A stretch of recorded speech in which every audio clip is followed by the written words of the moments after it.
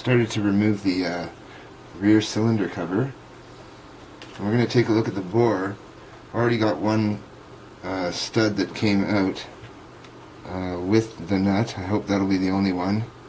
But this end isn't leaking, so at least it's holding with the 3 as far as that goes. I might try to back this one off and insert it, but we might be dealing with stripped threads inside, so we don't want to mess with it too much, because retapping to another size will actually take this engine away from its originality, which is something that I refuse to do. So we're going to use all the original parts. I haven't replaced any parts. I will be adding some parts, as in for the governor and stuff, which you can't see, it's off camera, but I'll be adding a top tongue plate to that, because it has one side that's missing, so I'm not sure if it's completely sitting on the actual governor. So let's get off the last nut here, and we've already soaked this case, so we don't have to really. There we go. Now I'm going to have to bend this, which I hate to do. Okay, just to clear the case, there we go. And there we go, there's the bore. Beautiful, clean surface. I'm going to clean this up with a rag, but I'm not going to surface it, because it was sealing so well. And there is no gasket there. Oh wait, there is a paper gasket. Yes, there is a thin paper gasket. So we don't want to disturb that thin paper gasket at all. There's actually a slot cut. Try to give you a good shot of that. Where is my flashlight? Okay. There's a slot cut right here in the gasket, but not in the cylinder. Now, my business is gaskets. I am a die cutter and a die maker. So when I see a gasket like that, I've got to wonder why that slit was cut there. And considering the accuracy of this gasket, it looks to have been punched. Emil might have punched this himself from a piece of paper.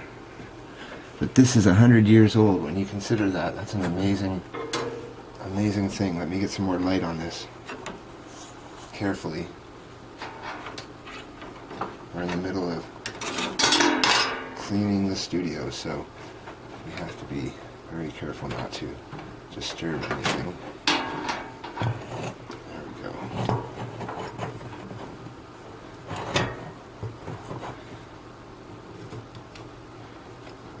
More light on it.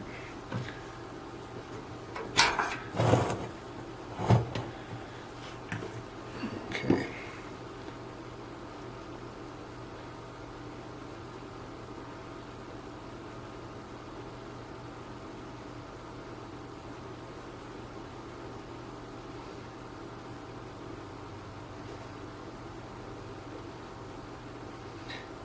Since the gasket has a mark, I'm not sure if you'll be able to see this, but orientation will be easy because the mark is on the actual top plate as it came off.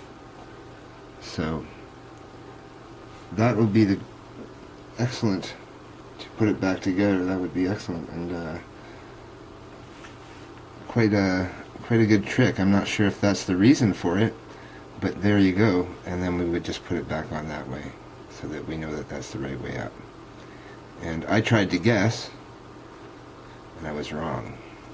So that teaches you something, that you should always try to have an indicator of some kind, because otherwise your memory may not serve you well.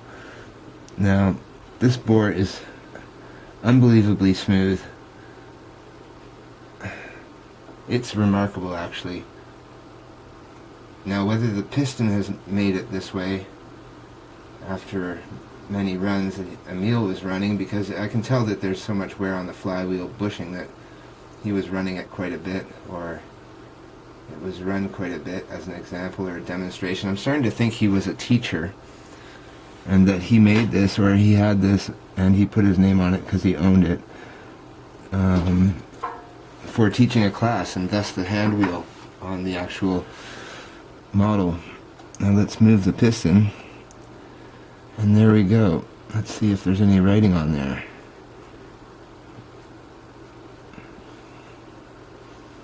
Get the magnifying glass, hold on.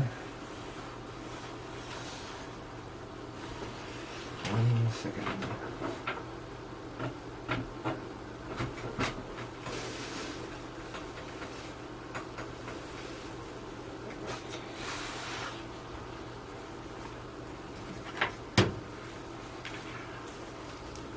Can't use that, but well, I can't find my magnifying glass for you. So I'm going to use my glasses and take a look at the surface of it.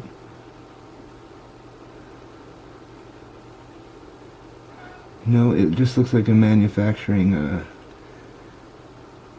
nick or something. But now if we push the piston to here, I can't wiggle it side to side at all, really. I'll put it at full extension, and really not getting any play at all. And I think that's why it's such a good water pump. There's a...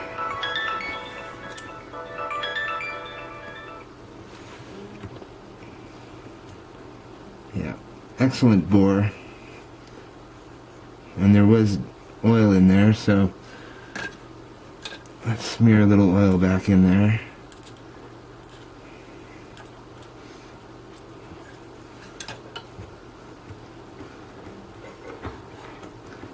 And a little bit of water in there too, though.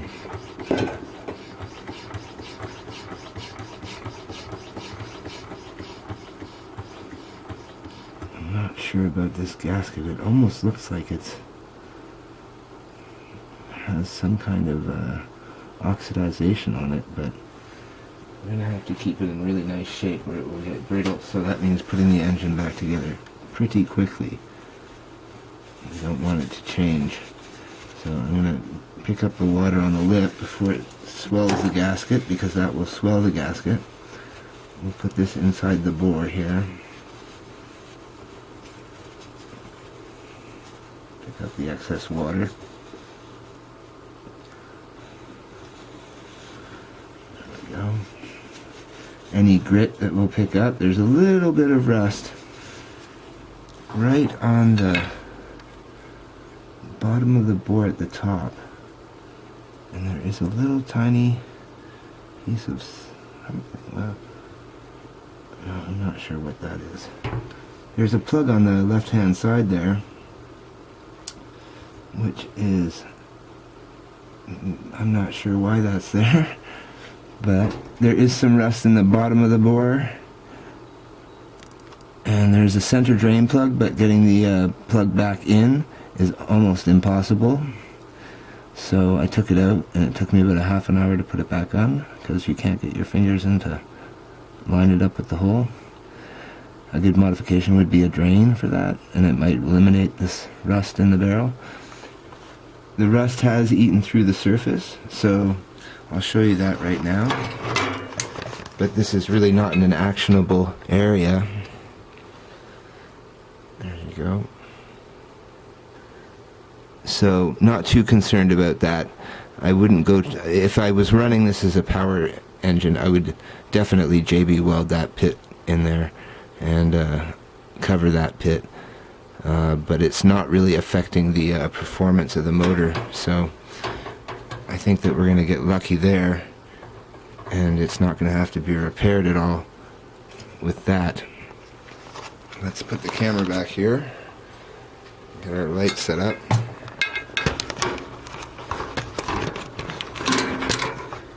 There we go.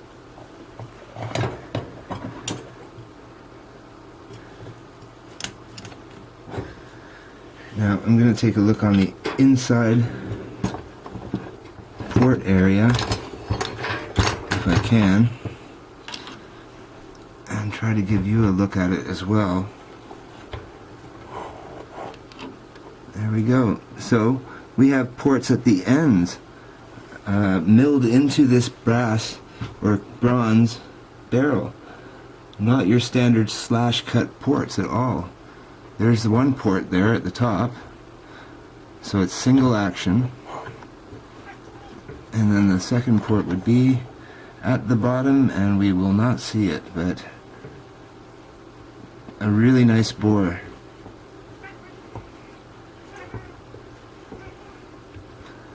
Very nice bore, and no need to pull the piston right now, I don't think, because it is definitely sealing. It has compression, and I felt the compression when I actually checked the motor out originally.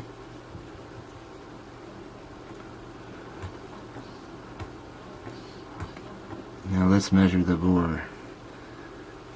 See how big this puppy is. There we go.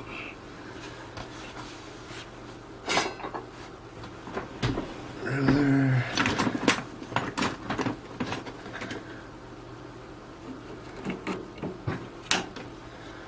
Ruler.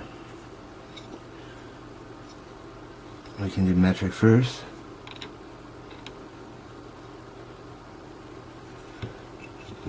Probably go across this way. Don't want to damage the gasket there. And you'll be able to tell me from that angle there how many millimeters this is. There you go. About 26 from my view. I don't have a really good view of it, but 26.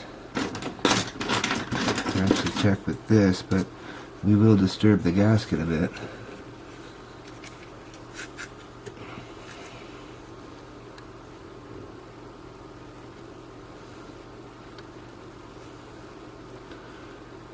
.5. So let's write that down while we have the engine open, and we will make a note. 25.5 millimeter bore. Check that, and then it looks like it's actually a piston barrel that could have a plug on the other side of an entrance point for another engine, another actual piston barrel, so that the air would be forcing into both at the same time. Maybe it was a kit, who knows, or maybe he has used the wrong side and had to correct something that he was doing. Who knows, that's just, can only be guessed. But it could have fed another cylinder right here and then had two set up. So it might have been a kit in the 1800s, but I would say that this looks more handmade. Now, the piston itself looks to be steel. Yeah. And the travel, let's see if we can do the travel now, is comes probably within 4 millimeters or 3 millimeters of the top.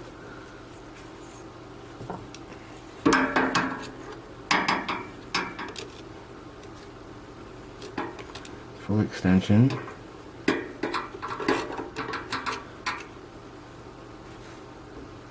Go, and drop it to the surface, and we have a stroke of 51.3 minus 3, so 51 millimeters over bore, so it's a long stroke engine. That's wonderful. 51.3 with edge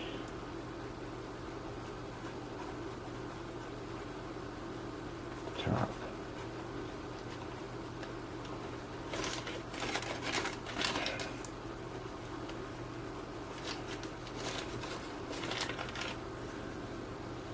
So 5 centimeter stroke. That's encouraging. So it is quite a powerful engine. Now we're going to button it back up before that gasket dries out or I ruin it. And we will do that by lining up that little mark on there. Placing this back on. Also has a little bit of a score mark here at the top. Thought that was a bit of a dent, but that might have been just the top mark from the outside, so that you have some kind of reference point, because it's the only center point that has that mark. And that sort of indicates to me that it would be